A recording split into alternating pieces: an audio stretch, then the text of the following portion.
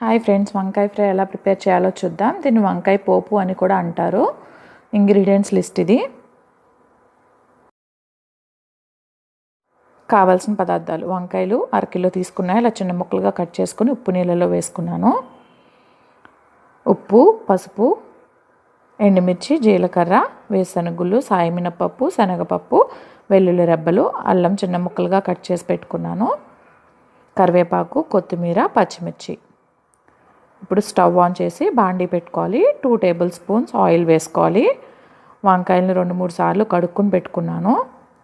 ఇప్పుడు వాటిని ఫిల్టర్ చేసుకుని వేసుకోవాలి. నీరు తీసేసి పక్కకి వేసుకోవాలి.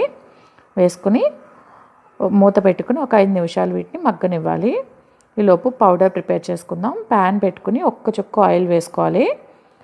ప్యాన్ వేడెక్కిన తర్వాత సిమ్లో పెట్టుకుని పోపులన్నీ ఫ్రై చేసుకోవాలి.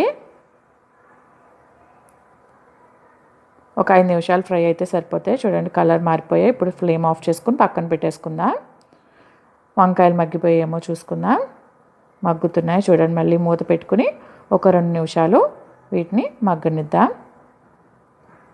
ఈలోపు పౌడర్ ప్రిపేర్ చేసుకుందాం. చల్లారిపోయింది కదా పోపు. చల్లారిన తర్వాత గ్రైండ్ చేసుకోవాలి. మెత్తగా అవసరం లేదు, ఇలా ఉన్నా పర్వాలేదు. ఫ్రైకి ఇలా ఉంటే బాగుంటుంది కూడా.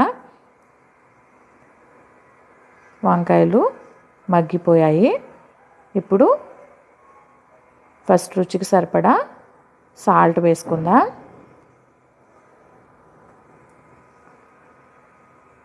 వన్ 1/4 స్పూన్ పసుపు వేసుకుందాం.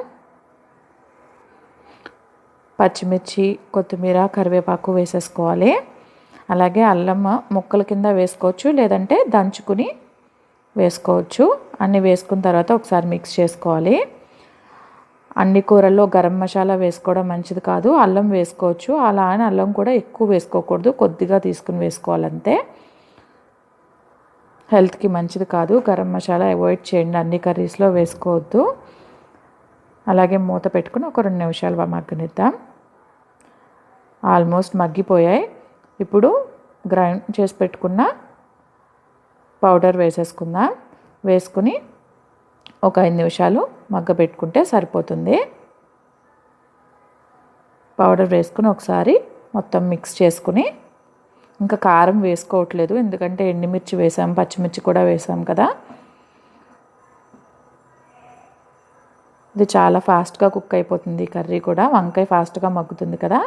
రెడీ అయిపోయింది. సర్వ్ చేసేసుకోవచ్చు. ఫ్లేమ్ ఆఫ్ చేసేసుకుని సాంబార్, పప్పు వీటిలోకి సైడ్ డిష్ కింద బాగుంటుంది. అలానే రైస్లోకి విడిగా కూడా తీసుకోవచ్చు, రోటీలోకి కూడా బాగుంటుంది.